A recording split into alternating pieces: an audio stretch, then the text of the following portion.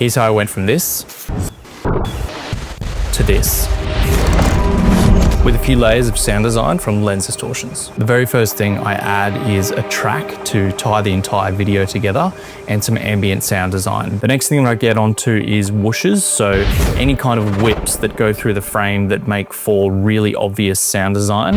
And the second one is anything that stands out to me straight away that I know I'm going to use. So for example, this shot of the flickering sun appearing on the steering wheel, I know I wanted to create something that emulated that flickering sound. So we have this bright flutter sound effect.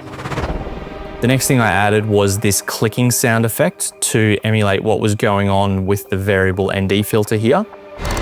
After that, adding another layer that's kind of like a dive bomb here that just kind of brings the energy up and then drops it back down again briefly.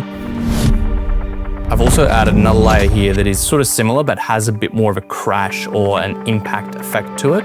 So it has this like huge build up and then a big crash into this waterfall shot. So it just kind of marks the start of the silence in this clip. And then the last thing I've just added in this little ringing sound effect here. So it's a bit of a bright swell that kind of accentuates the sun flickering on the steering wheel here and then goes into this sunny shot in front of the waterfall here.